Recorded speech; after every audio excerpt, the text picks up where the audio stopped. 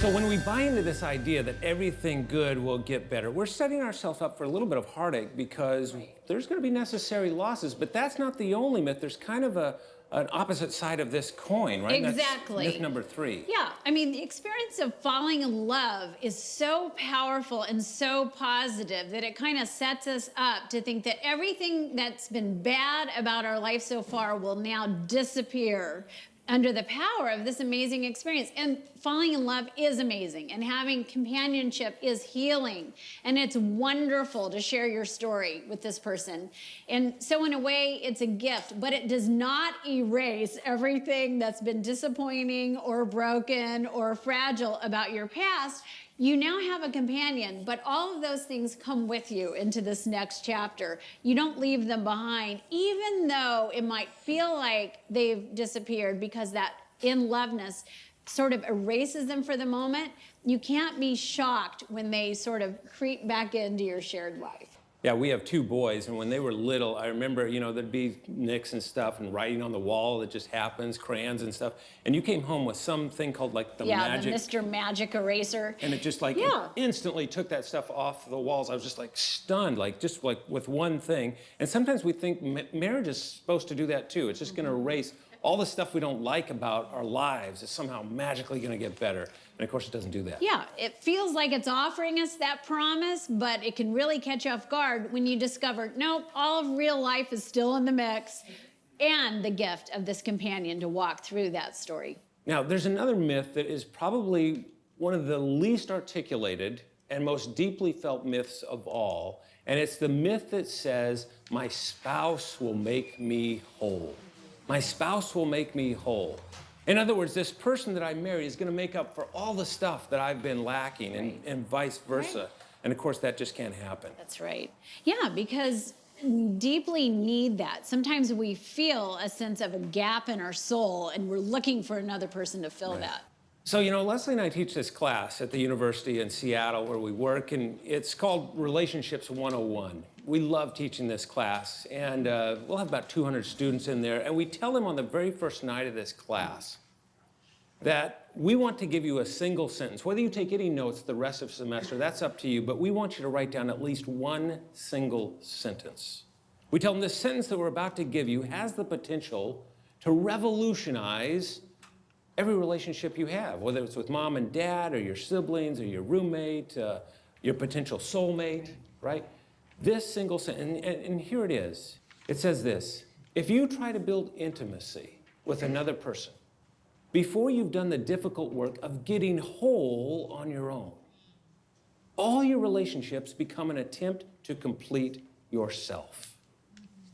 Let me say that again. If you try to build intimacy, if you try to build a connection with another person before you've done the difficult work of getting healthy on your own, all your relationships, particularly this relationship, will fall flat. Why? Because nobody was designed to complete you. Sorry to break it to you, but it's the truth. Nobody was designed to make up for all the things that you're lacking. Yeah, no matter how much they want to do that for you, it's impossible to offer that gift. Let me do something. I want John and Jennifer, can you guys come up here just for a second? Are you guys engaged, married? Married? All right, stand right here on the front of this stage and stand about a foot apart, okay? And then just, a foot apart, and then just gently lean your shoulders in to each other, keeping still, and then gently put your heads together, all right? And we see a couple like this, and what do we say? Aww. Isn't that sweet? All right, you're making us sick. Sit down. And that's what we call an A-frame relationship, represented by the capital letter A. In an A-frame relationship, you have 2 people that look so romantic, and it's almost like so loving. Yeah, and they walk around like this, and what happens in a couple like this when you're walking around? And by the way, we see plenty of them on our campus. You see couples walking around like this, and one of them stumbles, figuratively. What happens? Right, the whole relationship falls apart, right? Why? Because there's no individual identity. Right.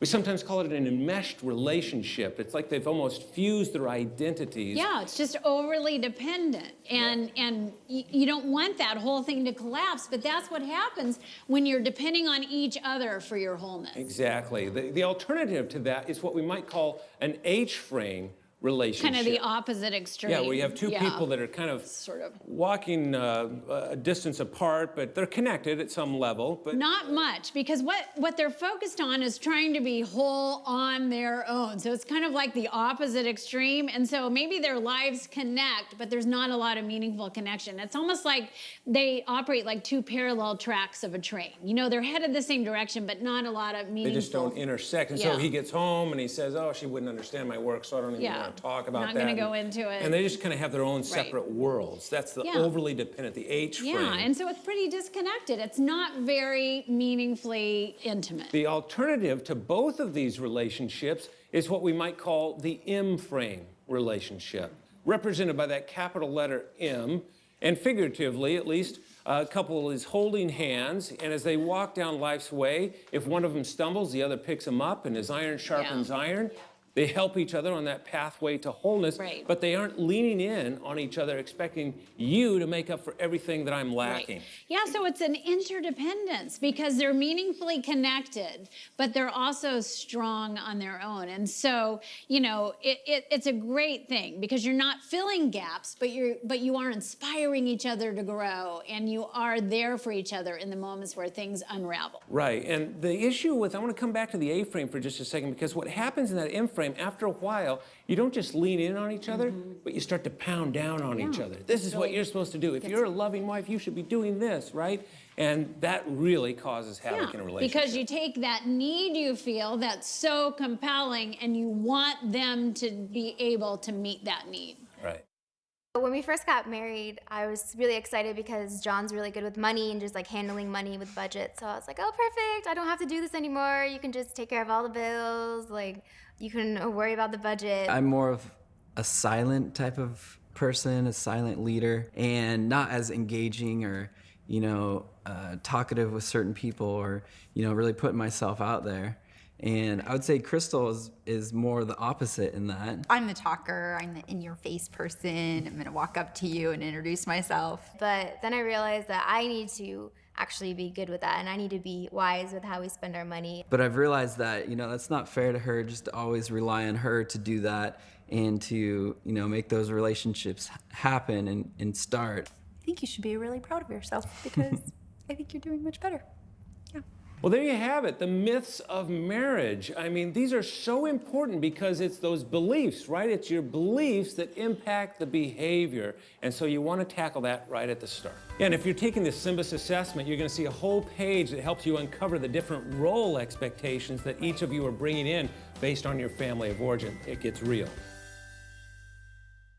We're Chris and Tony, and we just got married.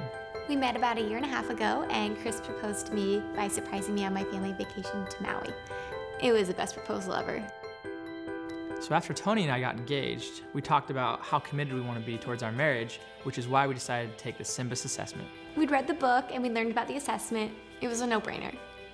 It showed us how our personalities mesh and how we can better leverage ourselves for one another.